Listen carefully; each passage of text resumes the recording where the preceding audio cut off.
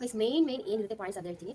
Baby ಬಾಯ್ ಇತ್ತು ಅಪ್ಪ ನಮಗೆ ಎಕ್ಸ್ಪೀರಿಯನ್ಸ್ ಮಾಡಬೇಕು ನಾನು ಸಿಂಪಲ್ ಆಗಿರ್ಬೇಕಂದ್ರೆ ಹೇರ್ ಗ್ರೋತ್ ತುಂಬಾ ಚೆನ್ನಾಗುತ್ತೆ. ಫಸ್ಟ್ ಒಂದು ಹಾರ್ಟ್ ಬೀಟ್ ಬಂದು 140 ಇಂತ ಕಡಿಮೆ ಇರುತ್ತೆ. ನಾವು ಎಲ್ಲ ಎಂಡ್ ಆಫ್ ದಿ ಸ್ಕ್ಯಾನ್ ಆದ್ರೂ ಕಡಿಮೆ ಆಗ್ತಾ ಬರುತ್ತೆ. ಸೆಕೆಂಡ್ ಒಂದು ಥರ್ಡ್ ಒನ್ ಏನಂದ್ರೆ ಹೊಟ್ಟೆ ಶೇಪ್ ಬಂದು ರೌಂಡ್ ಆಗಿರೋದಿಲ್ಲ, ಓವಲ್ ಶೇಪ್ ಇರಲ್ಲ. ಫುಲ್ ಆಕ್ಟಿವ್ ಆಗಿರ್ತೀವಿ, ಎಲ್ಲ ಕಡೆ ಓಡಾಡ್ತೀವಿ. ನಮ್ಗೆ ಏನು ಅನ್ಸೋದಿಲ್ಲ ಗೈಸ್ ನಾವು ಪ್ರೆಗ್ನೆಂಟ್ ಇದೀವಿ ಒಂಥರ ಏನೋ ಇದಾಗ್ತಾ ಇದೆ ಆ ಥರ ಅಂತ ಏನು ಅನ್ಸಲ್ಲ. ಆಕ್ಟಿವ್ ಆಗಿತ್ತು. ಮಟನ್ ಜಾಸ್ತಿ ತಿನ್ನಲೇ ಇಲ್ಲ ಗೈಸ್, ಅದೊಂದು ನಂಗೆ ಇಷ್ಟ ಆಗ್ತಾ ಇರಲಿಲ್ಲ.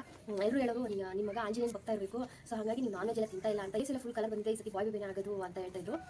ಎಲ್ರಿಗೂ ಫೇಸ್ ಡಲ್ ಆಗುತ್ತೆ ಬಾಯ್ ಬೇಬಿ ಇದ್ರೆ. ಇನ್ನೇನು ಫುಲ್ ಗ್ಲೋ ಬಂದಿದೆ ಇದ್ರೆ ಬಾಯ್ ಬೇಬಿನೇ ಆಗುತ್ತೆ ಬಿಡು ನಿಮಗೆ.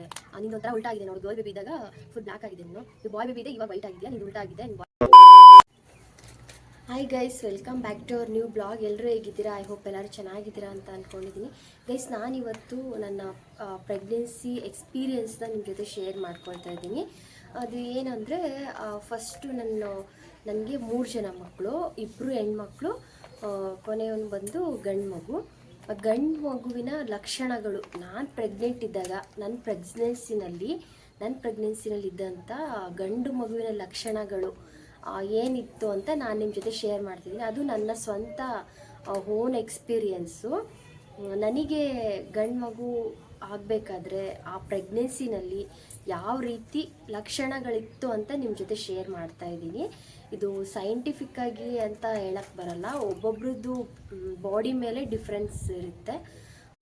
ಗೈಸ್, ಪ್ರೆಗ್ನೆಂಟ್ ಇದ್ದಾಗ ಎಲ್ರಿಗೂ ಒಂದು ಆಸೆ ಇರುತ್ತೆ, ಏನಪ್ಪ ಅಂದರೆ ಈಗ ನಂಗೆ ಹುಡ್ತಾ ಇರೋ ಮಗು ಗಂಡು ಅಥವಾ ಹೆಣ್ಣ ಅಂತ ತಿಳ್ಕೋಬೇಕು ಅಂತೇಳಿ ತುಂಬ ಒಂದು ಕ್ಯೂರಿಯಾಸಿಟಿ ಇರುತ್ತೆ ಗೈಸ್. ಆ ಥರ ಕ್ಯೂರಿಯಾಸಿಟಿ ನನಗೂ ಇತ್ತು. ನಾನು ಪ್ರೆಗ್ನೆನ್ಸಿ ಟೈಮಲ್ಲಿ ನಾನು ಇದೇ ಥರ ಕ್ಯೂರಿಯಾಸಿಟಿಗೆ ಬೇರೆ ಬೇರೆ ವೀಡಿಯೋಸ್ ಎಲ್ಲ ನೋಡ್ತಿದ್ದೆ. ಗಂಡು ಮಗುವಿನ ಲಕ್ಷಣಗಳು, ಹೆಣ್ಮಗು ಲಕ್ಷಣಗಳು ಅಂತ ವೀಡಿಯೋಸ್ ಎಲ್ಲ ನಾನು ಸರ್ಚ್ ಮಾಡ್ತಿದ್ದೆ, ನೋಡ್ತಿದ್ದೆ. ಹಾಗೆ ನನಗೆ ಓನಾಗಿ ಎಕ್ಸ್ಪೀರಿಯೆನ್ಸ್ ಆಗಿರೋ ಅಂಥ ಕೆಲವೊಂದು ಲಕ್ಷಣಗಳನ್ನು ನಾನು ನಿಮಗೆ ಹೇಳ್ತಾ ಇದ್ದೀನಿ. ನನ್ನ ಒಂದು ಗಂಡು ಮಗುವಿನ ಪ್ರೆಗ್ನೆನ್ಸಿನಲ್ಲಿ ಯಾವ ರೀತಿಯಾಗಿ ನನಗೆ ಅನ್ನಿಸ್ತಾ ಇತ್ತು ಅಂದರೆ ನನ್ನ ಒಂದು ಎಕ್ಸ್ಪೀರಿಯೆನ್ಸ್ ನಿಮ್ಮ ಜೊತೆ ಶೇರ್ ಮಾಡ್ಕೊಳ್ತಾ ಇದ್ದೀನಿ. ಫಸ್ಟ್ ಆಫ್ ಆಲ್ ಫಸ್ಟು ಏನಂದರೆ, ಗಂಡು ಮಗು ಹೊಟ್ಟೆಲಿತ್ತು ಅಪ್ಪ ಅಂತ ಅಂದರೆ ಪ್ರೆಗ್ನೆನ್ಸಿ ಟೈಮಲ್ಲಿ ಅವರಿಗೆ ವಾಂತಿ ಇರಲ್ಲ, ವಾಂತಿ ಜಾಸ್ತಿ ಇರೋದೇ ಇಲ್ಲ ಗೈಸ್. ಫುಲ್ಲು ಕಡಿಮೆ ಅಂದರೆ ಕಡಿಮೆ. ನನಗೆ ಅಂತೂ ಫುಲ್ಲು ಕಮ್ಮಿ ಇತ್ತು, ವಾಮಿಟಿಂಗೇ ಇರಲಿಲ್ಲ. ಏನೋ ನೆನ್ಪು ಮಾಡ್ಕೊಂಡು 1 or 2 ಟೈಮ್ಸ್ ಅಷ್ಟೇ ನನಗೆ ವಾಮಿಟ್ ಬಂದಿರೋದು, ವಾಮಿಟಿಂಗೇ ಇಲ್ಲ. ಮತ್ತು ನಾನು ಫುಲ್ಲು ಆ್ಯಕ್ಟಿವ್ ಆಗಿದ್ದೆ ಗೈಸ್.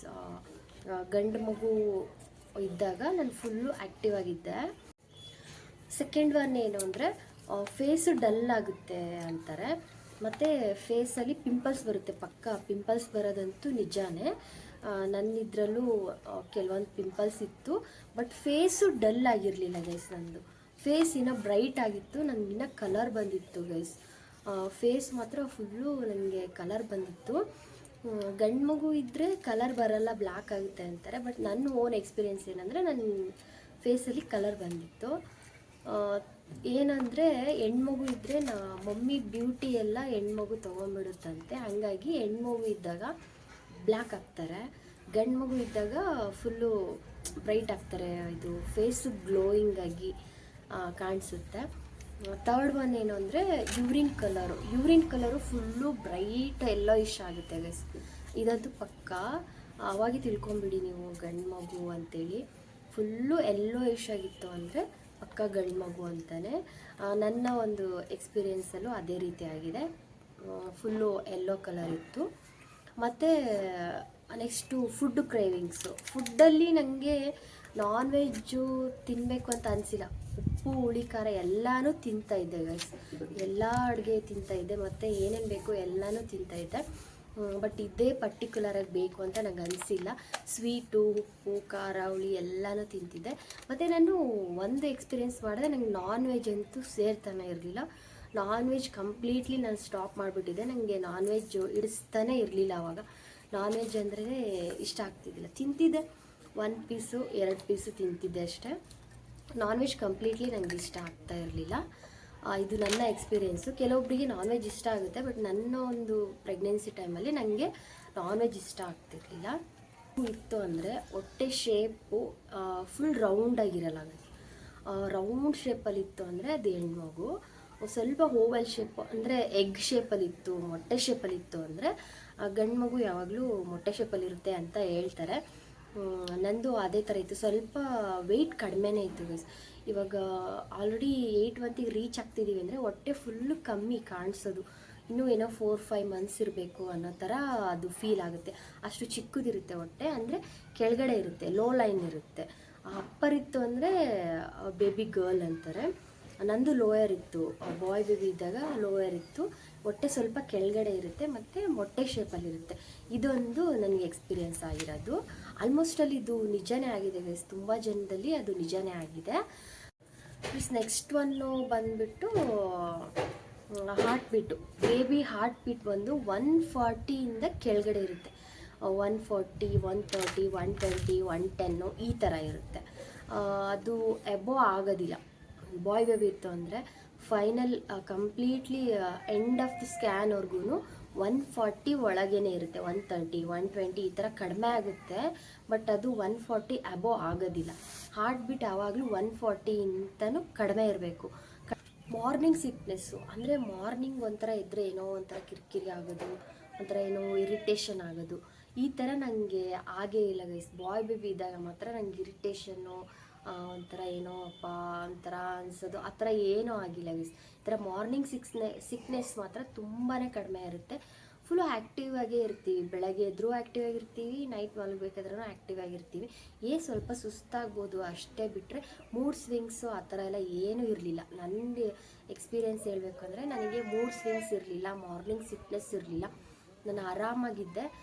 ಬಟ್ ಏನಂದರೆ ಸ್ವಲ್ಪ ಅವಾಗವಾಗ ತಲೆನೋವು ಒಂದು ಬಿಟ್ಟರೆ ನಾನು ಮೂಡ್ ಸ್ವಿಂಗ್ಸ್ ಅಂತೂ ಇರಲೇ ಇಲ್ಲ guys. Morning sickness, mood swings ಇದೆರಡೂ ಇರೋದಿಲ್ಲ ಬಾಯ್ ಬೇಬಿ ಅಂತ ಅಂದರೆ ಗೈಸ್. ಇನ್ನೂ ಒಂದು ಮೇನ್ ಎಕ್ಸ್ಪೀರಿಯೆನ್ಸ್ ಏನಪ್ಪ ಅಂದರೆ, ಎಲ್ಲರೂ ಹೇಳ್ತಾರೆ ಇದು ರೈಟ್ ಚೆಸ್ಟ್ ಬಂದು ಲೆಫ್ಟ್ ಚೆಸ್ಟ್ಗಿಂತ ಸ್ವಲ್ಪ ದಪ್ಪ ಆಗಿರುತ್ತೆ ಅಂತ ಹೇಳ್ತಾರೆ. ಬಟ್ ಇದು ಎಷ್ಟು ನಿಜ ಅನ್ನೋ ಸುಳ್ಳು ನಂಗೆ ಗೊತ್ತಿಲ್ಲ. ಬಟ್ ನನಗೆ ಅದು ಎಕ್ಸ್ಪೀರಿಯೆನ್ಸ್ ಆಗಿಲ್ಲ ಗೈಸ್. ನಂದು ಬೇಬಿ ಗರ್ಲ್ ಇದ್ದಾಗೂ ಸೇಮ್ ಅದೇ ಥರ ಇತ್ತು, ಬೇಬಿ ಬಾಯ್ ಆದಾಗೂ ಹಂಗೆ ಇತ್ತು. ಸೊ ನನಗೆ ಅದೊಂದು ಎಕ್ಸ್ಪೀರಿಯೆನ್ಸ್ ಆಗಿಲ್ಲ. ಮತ್ತು ಏನಂದರೆ ಹೇರ್ ಗ್ರೋತಿಂಗ್ ತುಂಬಾ ಚೆನ್ನಾಗಾಗುತ್ತೆ ಗೈಸ್. ಬಾಯ್ ಬೇಬಿ ಇತ್ತು ಅಪ್ಪ ಅಂತ ಹೇಳಿದರೆ ಹೇರ್ ಗ್ರೋತು ತುಂಬಾ ಚೆನ್ನಾಗಾಗುತ್ತೆ, ಲಾಂಗ್ ಹೇರ್ಸ್ ಆಗುತ್ತೆ. ನೀವು ನೋಡ್ತಾ ಇರ್ಬೋದು, ನನ್ನದಂತೂ ಹೇರ್ಸ್ ತುಂಬಾ ಚೆನ್ನಾಗಿ ಗ್ರೋತಿಂಗ್ ಆಯಿತು. ಕೂದಲುದ್ರೋದು ಸ್ಟಾಪ್ ಆಗುತ್ತೆ, ಕೂದಲು ಉದ್ರಲ್ಲ, ಲಾಂಗ್ ಹೇರ್ಸ್ ಬರುತ್ತೆ. ಗ್ರೋತಿಂಗ್ ಮಾತ್ರ ಸೂಪರಾಗಿರುತ್ತೆ ಹೇರ್ ಗ್ರೋತ್ ಗೈಸ್. ಇವಾಗ ಬೇಬಿ ಮೂಮೆಂಟ್ಸಿಗೆ ಬಂತು ಅಂದರೆ ಬಂತು ಅಂದರೆ ಲೆಫ್ಟ್ ಸೈಡಲ್ಲಿ ಬೇಬಿ ಜಾಸ್ತಿ ಮೂಮೆಂಟ್ಸ್ ಆಗ್ತಾ ಇರುತ್ತೆ. ಸೊ ನನಗೂ ಅಷ್ಟೇ ಬಾಯ್ ಬೇಬಿ ಇದ್ದಾಗ ಲೆಫ್ಟ್ ಸೈಡಲ್ಲೇ ಜಾಸ್ತಿ ಮೂಮೆಂಟ್ಸ್ ಆಗ್ತಾಯಿತ್ತು. ಅದು ಮೂಮೆಂಟ್ಸ್ ಯಾವಾಗ ಗೊತ್ತಾಗುತ್ತೆ ಅಂದರೆ ಬೇಬಿ ಬಾಯ್ದು ಯಾವಾಗಲೂ 4 ಮಂತ್ಸ್ ಆದಮೇಲೆ ನಮಗೆ ಮೂಮೆಂಟ್ಸು ಗೊತ್ತಾಗೋದು. ಸೊ ನನಗೆ ಲೆಫ್ಟ್ ಸೈಡಲ್ಲಿ ಬೇಬಿ ಮೂಮೆಂಟ್ಸು ಜಾಸ್ತಿ ಇತ್ತು. ಲೆಫ್ಟ್ ಸೈಡಲ್ಲಿ ಮಲಗೋಕ್ಕೆ ಆಗಲ್ಲ ಗೈಸ್, ಜಾಸ್ತಿ ಹೇಳ್ಬೇಕು ಅಂದರೆ ಆ ಥರ ಅನಿಸುತ್ತೆ ಬೇಬಿ ಬಾಯ್ ಇದ್ದಾಗ. ಮತ್ತು ಇನ್ನೊಂದೇನೆಂದರೆ, ತುಂಬ ಜನ ಹೇಳ್ತಾರೆ ಚಿಕನ್ ತಿನ್ನಬೇಕು ಅನಿಸುತ್ತೆ, ಖಾರ ಜಾಸ್ತಿ ತಿನ್ನಬೇಕು ಅನಿಸುತ್ತೆ ಅಂತ.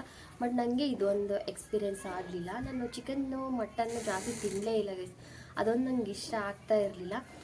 ಎಲ್ಲರೂ ಹೇಳೋರು ನಿಮ್ಮ ಮಗ ಆಂಜನೇಯನ ಭಕ್ತ ಇರಬೇಕು, ಸೊ ಹಾಗಾಗಿ ನೀವು ನಾನ್ ವೆಜ್ ಎಲ್ಲ ತಿಂತಾ ಇಲ್ಲ ಅಂತ ಈ ಥರ ರೇಗ್ಸೋರು.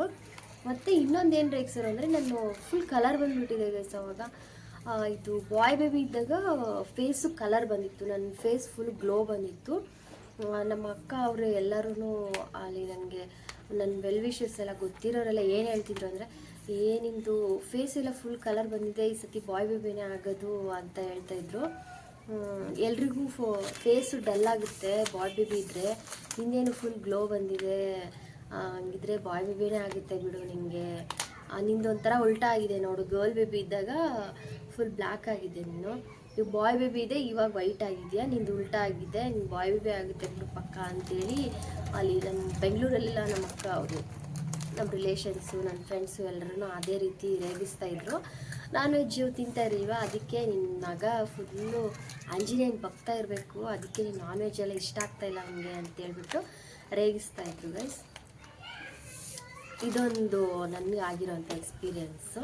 ಮತ್ತು ಇನ್ನೊಂದೇನೆಂದರೆ, ನನ್ನದು ಬೇಬಿದು ಪೊಸಿಷನ್ ಪ್ಲೆಸೆಂಟ ಇರುತ್ತಲ್ವ, ಅದು ಪೋಸ್ಟೀರಿಯರ್ ಇತ್ತು ಗೈಸ್, ಲೋ ಲೈನ್ ಪೋಸ್ಟೀರಿಯರ್ ಇತ್ತು. ಬೇಬಿ ಗರ್ಲಲ್ಲೆಲ್ಲ ಆ್ಯಂಟೀರಿಯರ್ ಇತ್ತು. ಅದು ನಾನು ನೆಕ್ಸ್ಟು ಒಂದು ವೀಡಿಯೋನಲ್ಲಿ ನಿಮ್ಮ ಜೊತೆ ಶೇರ್ ಮಾಡ್ಕೊಳ್ತೀನಿ. ಬೇಬಿ ಗರ್ಲ್ ಇದ್ದಾಗ ಹೇಗಿತ್ತು ನನಗೆ ಎಕ್ಸ್ಪೀರಿಯೆನ್ಸ್ ಅಂತ. ಇವಾಗ ಜಸ್ಟ್ ಬೇಬಿ ಬಾಯ್ದು ಮಾತ್ರ ಹೇಳ್ತಾ ಇದ್ದೀನಿ. ಬೇಬಿ ಬಾಯ್ ಇದ್ದಾಗ ನಂದು ಪ್ಲಾಸೆಂಟ ಬಂದು ಪೋಸ್ಟೀರಿಯರ್ ಲೋ ಲೈನ್ ಇತ್ತು ಗೈಸ್. ಮೇನ್ ಏನಿರುತ್ತೆ ಪಾಯಿಂಟ್ಸ್ ಅದು ಹೇಳ್ತೀನಿ.